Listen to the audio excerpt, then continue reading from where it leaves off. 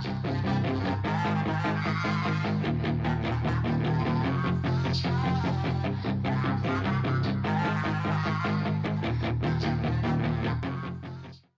up, guys? Barry Gaming here, back with some more Idle Heroes. Today I'm hoping we can somehow manage to get 4 Sea done. We've made a couple changes.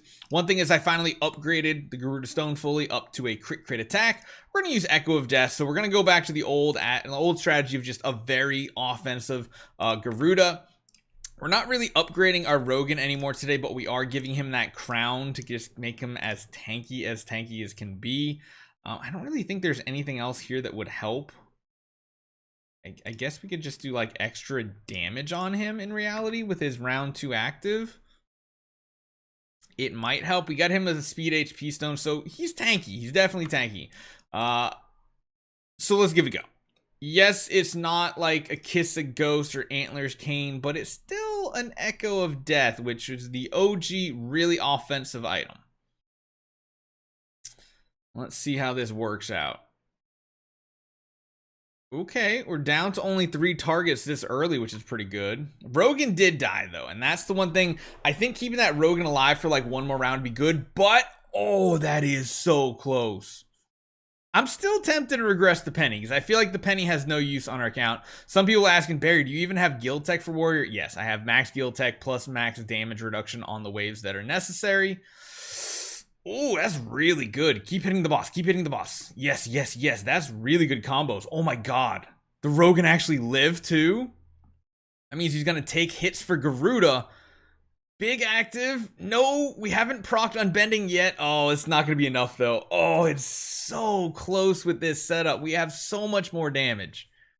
This could work. Getting that Fairy Guard on the Rogan 2 really helps his survivability. If we can hit him, like, he has a much higher chance to live an additional. Oh my god, that's so close. She did proc though. He's gonna hit the boss. Ping is not enough. Oh no, he's gonna get another attack off.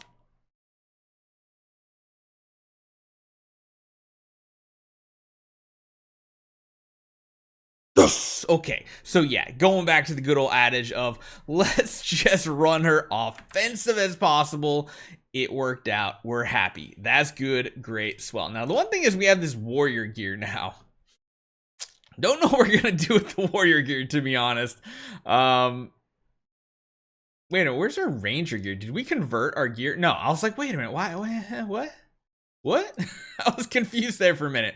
We can regress the imprints off of her now. And I think the next thing we're going to go for is probably, I mean, dark and light are the only 2 we got going on here. What does our light situation look like? We have 10-star E1. We only have E1 available to us right now. E2 available to us. Yeah, that's it. So we only have E2 because these are just regular heroes, right? Yeah.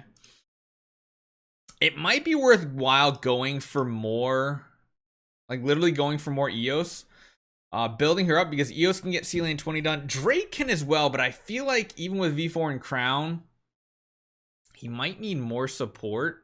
I mean, I feel like we need a lot more Amun-Ra's to make it happen. Right now we have a very weird team composition, and I don't know if it's gonna work or not. We could try though. The problem is I don't think did I already invest in assassin tech? I did, but I didn't figure out. Let's see, hold on. Let's take a look. Let's see if we can find out what it is. So the dark enemies are the light heroes. They are mages and warriors. So we definitely want to do anti-mage tech. And we want to do anti-warrior tech. 1 point off. This should be fine. We should be fine. Everybody else has pretty much got the inner ring done except for priest and mage, which is good. Technically the warrior we can probably regress after this. We could go for Drake as well, but I don't know. The other thing we could test out is to see if Mockman is actually a good hero to use here. We still have 10 of those soul symbols. We need 5 to convert this Garuda over to a Vesa now. I think that's our main game plan, is getting this Garuda turned into a Vesa to then be ready to swap her, because we only need 1 million more. And I am on the growth plan going for crystals of transcendence. So what's that? Like 1, 2, 3, 4, 5, 6, 7, 8, 9, like 10 days. So like in another week or so, we should have our first transcendence hero between these guys and of course using the cores that we're saving up to. Seems like a good idea. We do have Aspen Dungeon open. I think what Aspen Dungeon, I feel like I need the Eloise. Eloise with a crown, V4, she should be able to clear it out. However, maybe even Drake can do that. Might be worth a shot. Problem is gear. You now have this warrior gear that I feel like I need to come in here. Where's it under? Is it here? Conversion. Only costs gold, right? I mean, we're getting rid of her anyway.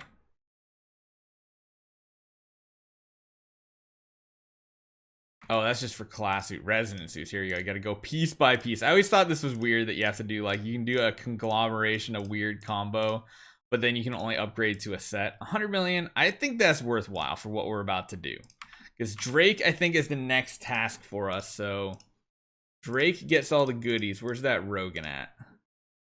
Give me that. Just give me that. I need that. I'm feeling like he might do decent here. Oh wait, I need the imprints too. Give me those imprints. So we're gonna just swap all this off. It costs 500, which feels bad to have to do that right now, but in the long run, we want to get all the sea lands done so that we can do a lot more damage in Gate of the Void. That's the whole reason why you want to try to get every single sea land done, because then you do more damage against certain types of factions of enemies in the entirety of Gate of the Void. So that is one big bonus of getting these done. We only have 2 more to go, so we've gotten the regular 4 factions done now, which is pretty cool. And we got that. We still have 200,000, not a lot, but we can check our status in the Void Temple in Sealand. Yep. We just gotta do light and dark are the last 2, and we'll be done. So we could try some things out right now. I need these energy artifacts, that's for sure. But this is going to be a weird one, because we just don't even have the heroes that we need, like, at all. I'm going to try to load as many of these heroes up with energy artifacts as I can. And then we're also going to grab this one lone Amun-Ra that we have, level her up, give her gear, give her... sure, we'll go with that. I mean, we don't really have another hero to use. I guess we could just go with like a DA. I guess that will do. Just chuck an energy artifact on her too. Let's see if we can make any progress. It'll give us a good baseline on how far we can make this. I'm pretty sure I usually did something like this with this style lineup. I think I set everything up properly. The Drake should have a very easy time of this, to be honest. At least until we get closer to 20. Really, the Drake method, why I like it is you don't necessarily need the Amun-Ra that you need with other heroes, because the Drake dodges such a high chance when he's at V3+.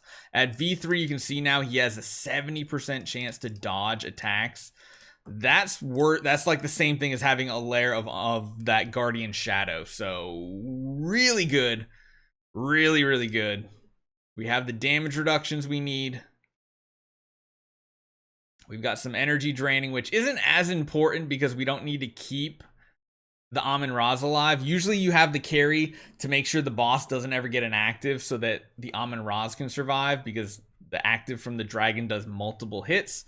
But in this situation, as long as we have the damage, we should be good. Honestly, we might, instead of using that crown, need to swap to an Echo of Death on the Drake as well to make sure he has enough damage, because that can play a major role in this. Yeah, those dodges are sweet.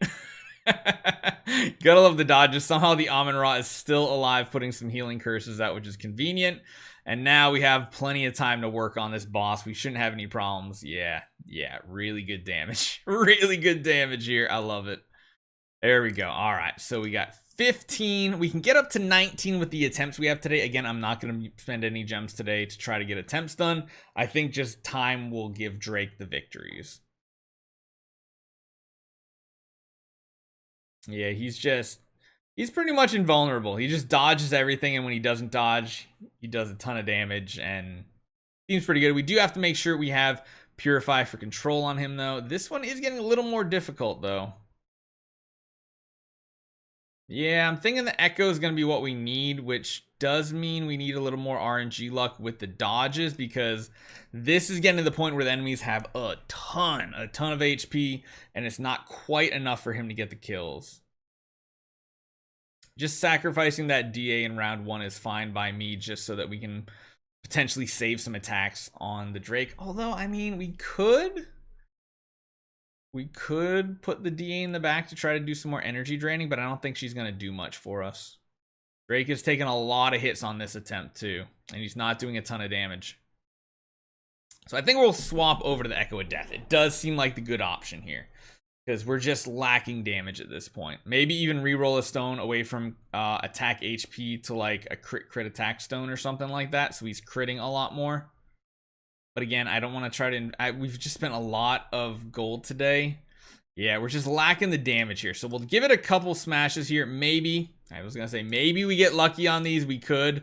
Or we're just going to start lacking some damage. So we made good progress today. Forest is completely done, which is a huge bonus.